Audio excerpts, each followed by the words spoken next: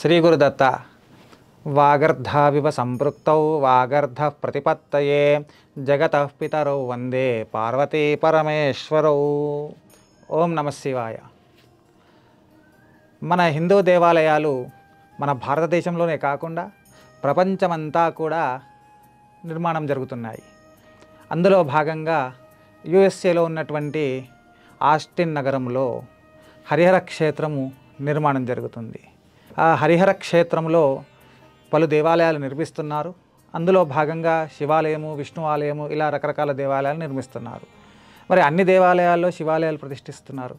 మరి ఈ దేవాలయానికి ప్రత్యేకత ఏమిటి అంటే, ఇక్కడ స్ఫటిక శివలింగం నిర్మించారు.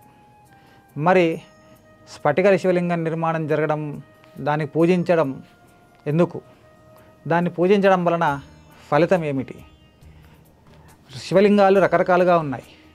నర్మదా బాణాలు అంటే నర్మదా నదిలో దొరికే రాళ్ళు నర్మదా బాణాలు, అవి శివలింగాలు. మరకత శివలింగాలు దొరుకుతాయి.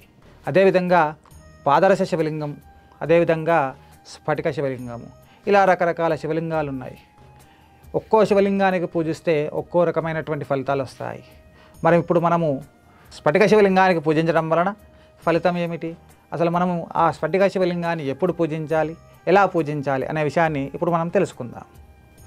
హిందువుల ఆరాధ్య దైవమైనటువంటి మహాశివుడిని దేశవ్యాప్తంగా భక్తులు అత్యంత భక్తి శ్రద్ధలతో పూజిస్తారు. మన దేశంలో అసలు శివాలయం లేని ఊరే ఉండదు అంటే అతిశయోక్తి కాదు.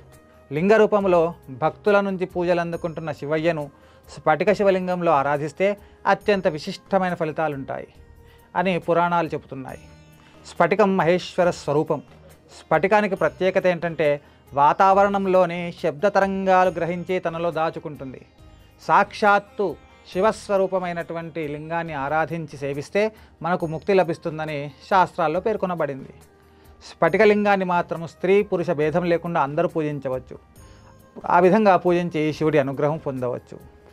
మరి నిజానికి లింగ రూపంలో శివయ్యను పూజించడం వలన భక్తులు కోరిన కోరికలు తీరుతాయని, ఆరోగ్యము, ఐశ్వర్యము, మోక్షము, సర్వ కోరికలు నెరవేరుతాయని భక్తుల నమ్మకం.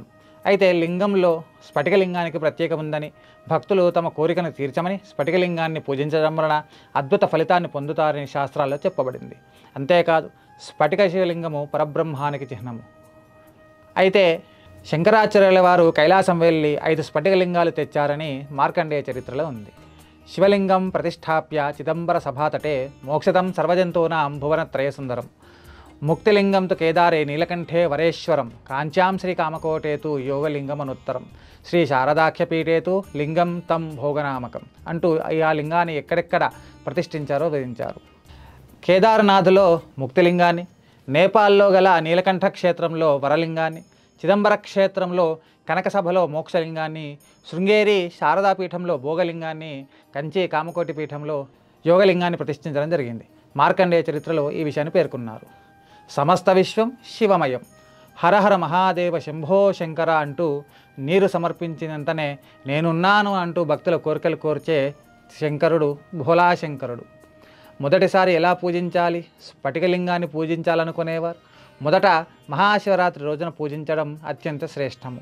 లేదా సోమవారం కానీ శుక్రవారం రోజున స్ఫటికలింగాన్ని మొదటిసారిగా పూజించి అనంతరం పూజామందిరంలో ప్రతిష్ఠించి నిత్యము అభిషేకం చేయడం చాలా మంచిది. జాతకంలో శుక్రదోషము అంటే శుక్రగ్రహ దోషం ఉన్నవారు ఈ యొక్క స్ఫటికలింగానికి పూజిస్తే దోష నివారణకు మార్గం లభిస్తుంది. మరి నవగ్రహ దోషాల్లో ఏ గ్రహ దోషం ఉన్నవారు ఈ స్ఫటికలింగానికి పూజించాలి అంటే, రవి శుక్ర గ్రహాలు కలిసి ఉన్నప్పుడు అస్తంగత్వ దోషం ఏర్పడుతుంది. అలాంటి దోష నివారణకు రవికి అధిదైవమైన శివస్వరూపమైన శివలింగాన్ని, శుక్రగ్రహానికి చెందినటువంటి రత్నమైనటువంటి స్ఫటికాన్ని శివలింగ రూపంలో అభిషేకించి ఆ అభిషేక తీర్థాన్ని తీసుకోవడం ద్వారా అస్తంగత్వ దోష ప్రభావం నుండి విముక్తి కలుగుతుంది. స్ఫటికలింగాన్ని నిత్యం పూజించడం వలన వివాహం విషయంలో కలిగే ఆటంకాలను తొలగిస్తుంది. రోజు స్ఫటికలింగాన్ని పూజించే వారికి వైవాహిక జీవితంలో సమస్యలు తీరి అందరూ సుఖ సంతోషాలతో ఉంటారు. అంతేకాదు, స్ఫటికలింగాన్ని అభిషేకించి ఆ తీర్థాన్ని తీసుకోవడం వలన జ్ఞాపశక్తి పెరుగుతుంది. వ్యాపార అభివృద్ధి కోసము స్ఫటికలింగాన్ని వ్యాపార సంస్థలంలో ఉంచి అభిషేకించడం వలన శుభ ఫలితాలను పొందవచ్చు. వ్యాపారంలో నరదృష్టి ప్రభావం తొలగి జనాకర్షణ కలుగుతుంది ఈ స్ఫటికలింగానికి పూజ చేయడం వలన. అంతేకాకుండా శివునికి ఏ రూపంలో ఉన్నా కూడా పూజించడం వలన మనకున్నటువంటి నవగ్రహ సర్వదోషాలు కూడా తొలగిపోతాయి. సర్వే జనా సుఖినో భవంతు. ఈ మహత్తరమైనటువంటి స్ఫటిక శివలింగము ఆస్టిన్ నగరంలోని హరిహర క్షేత్రంలో ప్రతిష్ఠించడం జరిగింది. కాబట్టి అక్కడ ఉన్నటువంటి భక్తులందరూ కూడా ఆ స్ఫటిక శివలింగానికి అభిషేకాలు అర్చనలు చేసుకొని కనీసం దర్శనమైనా చేసుకొని స్వామివారి యొక్క అనుగ్రహానికి పాత్రలు కాగలరు. ఓం నమః శివాయ.